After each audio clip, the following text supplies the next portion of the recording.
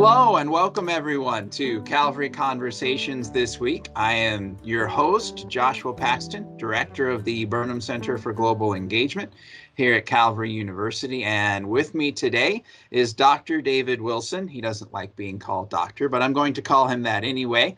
And he has been serving the local church as a mission pastor since 1996. He lives right here in Kansas City, Missouri, and serves as the director of church engagement for Avant Ministries. He has written three books: Transforming Missionaries, a short-term mission guide; Mind the Gaps, which I have right here; Engaging the Church in Missionary Care; and Pipeline, which I also have right here because I'm using it in my dissertation.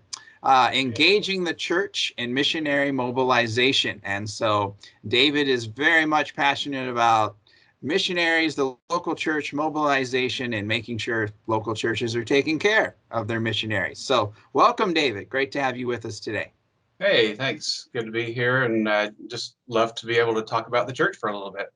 So excellent. So, well, specifically, I mean, you've written two books here about how churches can mobilize their own members, how they can be sending churches, and then how they can be caring for their missionaries while they're on the field. And so, let's start just by asking, what does it mean for a church to be a sending church? Yeah, the sending church that's kind of a recent term. Back in the old days, it was just called the church. The sending part we had to put on just True. to kind of distinguish a church that actually sends missionaries, sends its own people to do things for the Great Commission. I don't know why we've had to add that moniker onto it, but the sending part is a more recent thing. When Jesus left us and he ascended into heaven and he was leaving earth physically, he gave us the Great Commission, 5 different times in 5 different places, actually spoke to his followers and said, this is what I expect you to be doing. I'm coming back from this. And it was the Great Commission. And it was about preparing people, making them disciple makers who make disciples who make disciples, and sending them into all parts of the world, even to the ends of the earth. And that's basically what a sending church is. I still remember one of my favorite coaches from football was Vince Lombardi. And he had that famous locker room speech where he held up a football to his, all-star, Green Bay Packers team. Yep. And he actually held up a football in front of all these seasoned guys and said, this is a football. Uh-huh. And I think that's what Jesus was trying to say. This is the church. This is what a church is supposed to be doing. And hopefully that's what we'll be doing now, is saying, this is the church. We prepare people, we disciple them, we send them out, and then we care for them while they're doing what God has called them to do. That's basically a sending church. Absolutely. Yes. Fantastic. So on that, sending church, just normal church, what are some specific things that a church can be doing to mobilize its congregation and send them out to the mission field? Yeah, so in my role at Avant Ministries here, I'm director of church engagement. So every week I'm in a different church. I get to visit churches that are doing things well, and I get to do churches that want to do things well. And I really don't go into many churches that just don't care. They all want to do something, and they all want to be engaged. They all talk about the Great Commission. It's a thing that they ponder on, consider. But Absolutely. I think it has to be something that is intentional and proactive. Those are the 2 words that I keep pounding on. Whenever I walk into a church, I ask them, what are you doing that's intentional, and what are you doing that's proactive? Not just sitting back and waiting for somebody to say, I think God's calling me to be a missionary.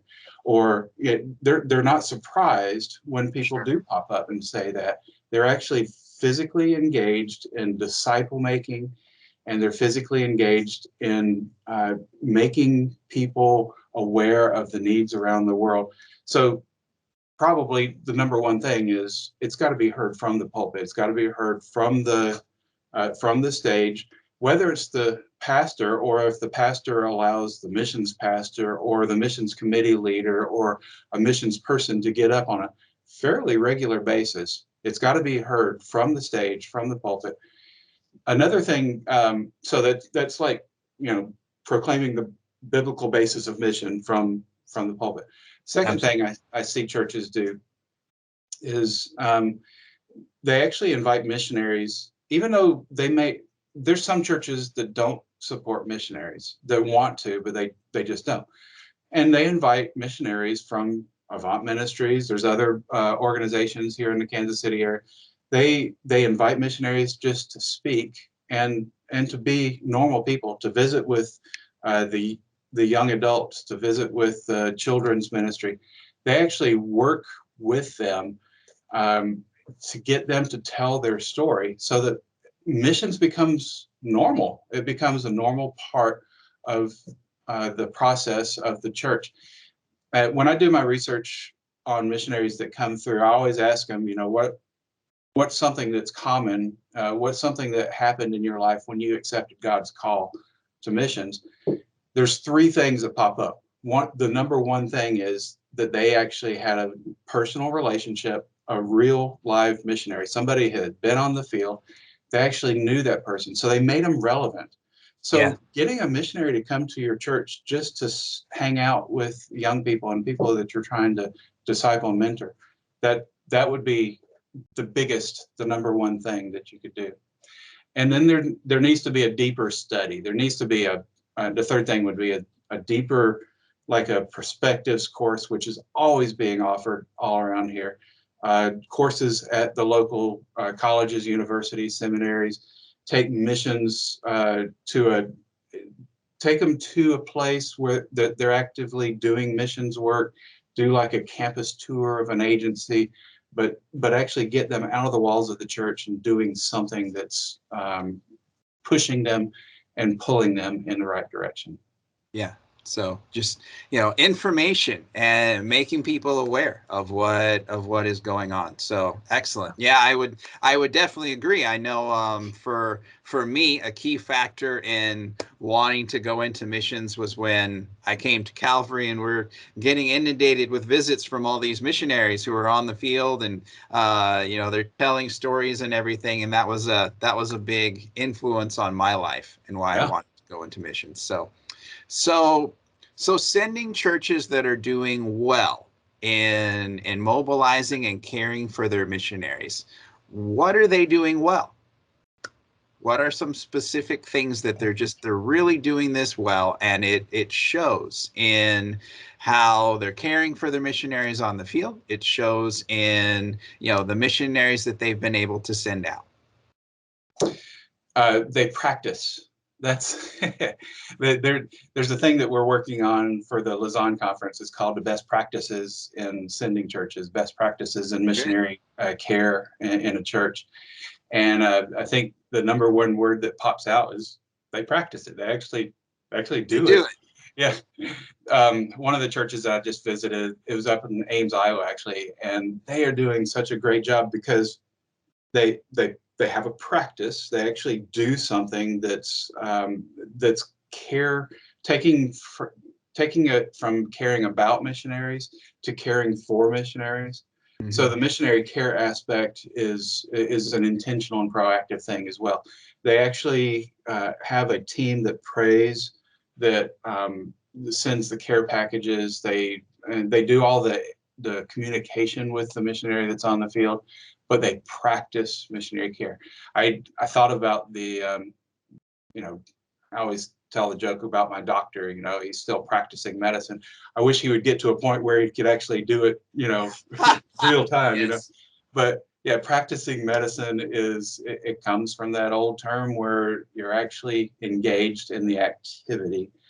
And, lawyers practice law, doctors practice medicine, and I think churches should be practicing the care of their people that they're sending out.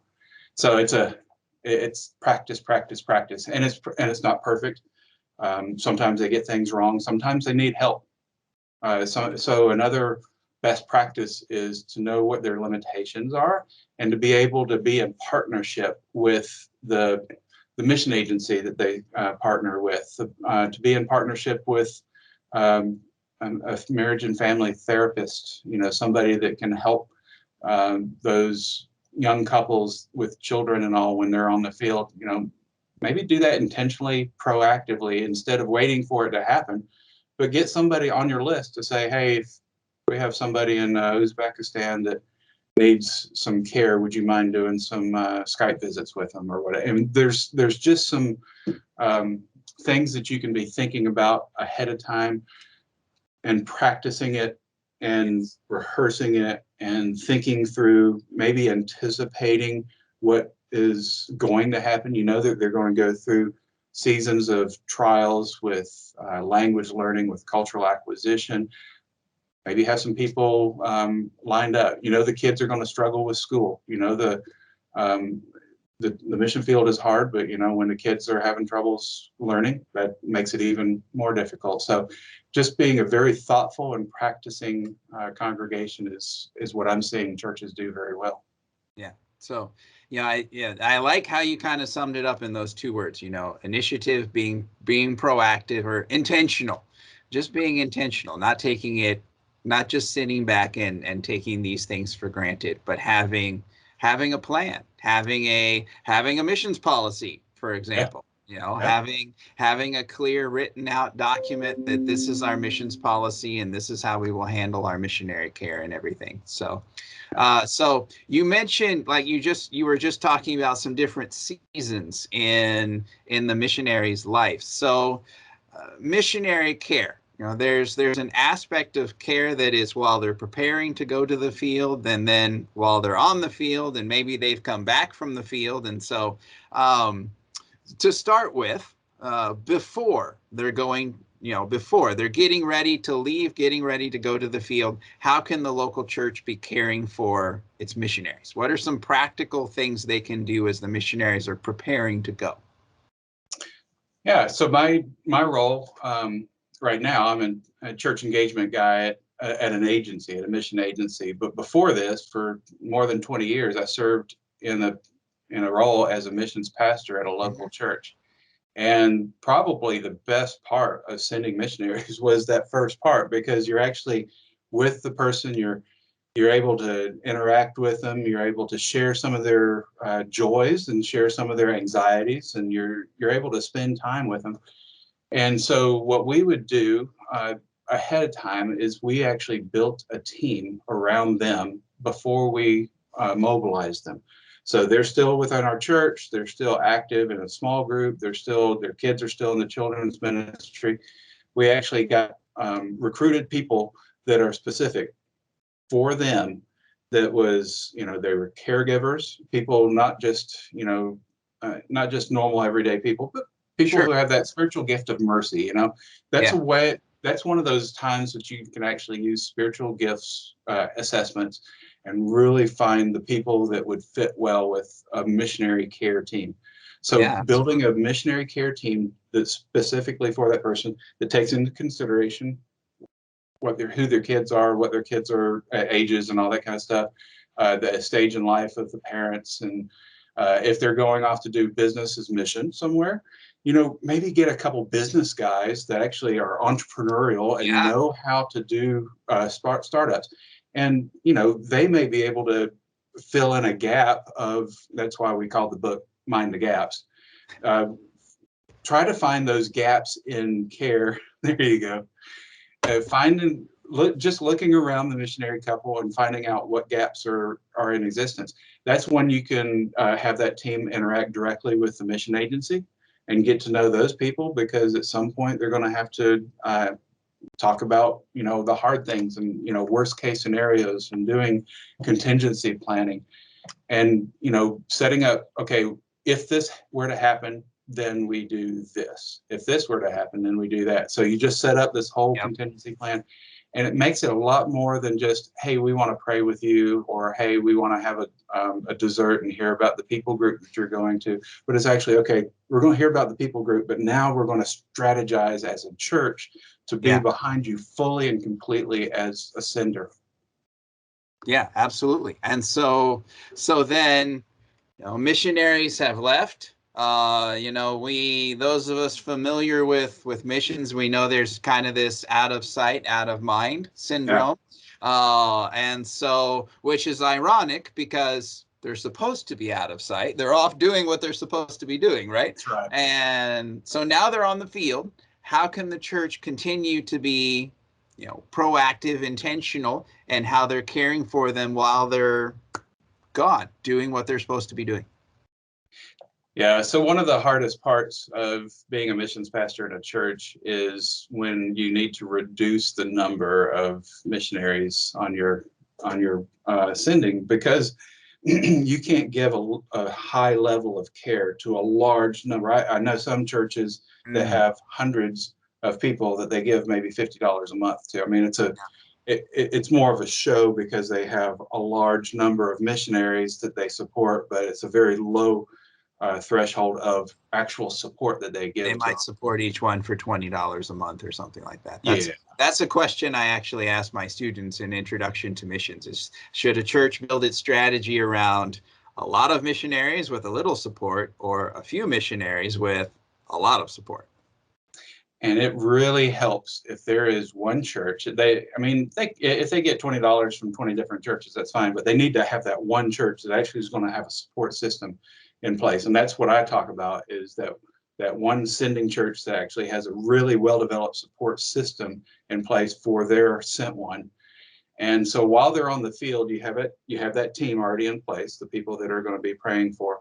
And I kind of infused a little bit of my problematic part of my personality. I actually have to tell my wife I love her in my calendar, because if not, it'll go for months and years without saying it. So I actually have to put it in my calendar so that I remember to tell her that I love her. So I infused into the missionary care team. However you do it, at least you do it.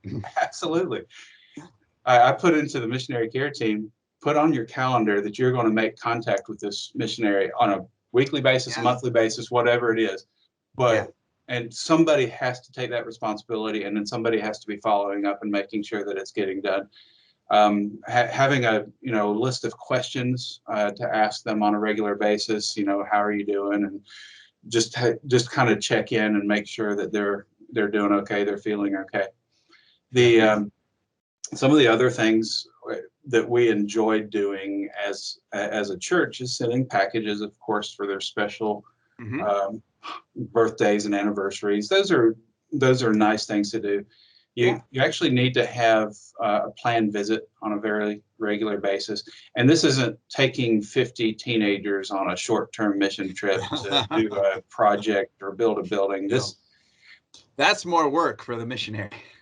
That's not missionary care. That's missionary hostel. That's not a missionary care plan. A plan would be to send maybe 2 or 3 people, have them take care of their own accommodations, stay in a hotel or stay in a residence or something that's not going to cause more work for the missionaries to be on.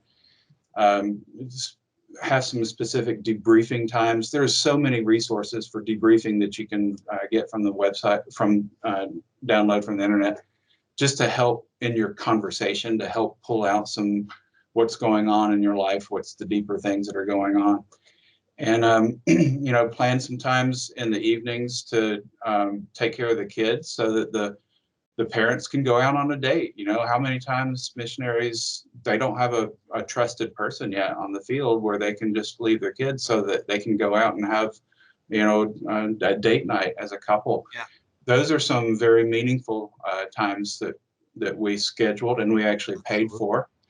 And for those who are singles on the mission field, when there's a single person on the mission field, we even plan to meet them at a resort, a place off the beaten path. Maybe they said, I've been here for 2 or 3 years. We keep hearing about this place down in another part of the country and everybody really enjoys it, but I don't have anybody to go to. I'm a single, so maybe find them to meet there. So there's just a lot of things that you can do, but it does cost money. So you have to put money into the budget for intentional and proactive missionary care.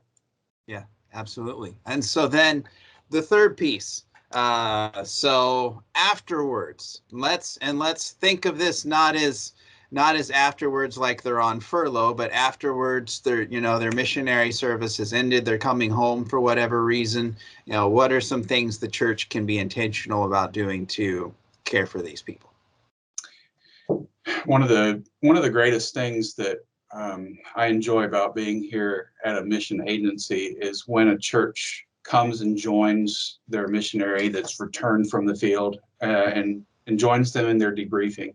They don't sit through all of their debriefings and their conversations, but they sit through some of the main ones where they're actually able to process, okay, this is what we went through. These are some of the hardships. These are the people that we left behind that we're really grieving. The fact that they're going to need some help that we can't provide them anymore. And that's just a really common thing for a lot of the really, really good sending churches, is to be here with them, to spend time with them. There's always the little things that matter so much. When they first come back to the U.S., they may not have a car to use. They may not have a place to stay. So maybe partner with, there's some churches have missionary housing, and there's other churches that don't have it. So maybe partner with the church that does have it. I know some churches that are getting together in Houston, and they've got this retreat center, and they're going to, make that a missionary care center. So find places like that are actually good landing places for the missionaries as they return. Maybe have some cars available that you can loan them out. Even a cell phone, maybe a burner cell phone that they can use temporarily until they get their own service. Groceries is always helpful, gift card to a grocery store, maybe some gift cards like that. Spending time with them is one thing. It can become a bother, so make sure it's the right people that are spending time with them. Because if they keep getting asked the same question over and over and over again, it's painful.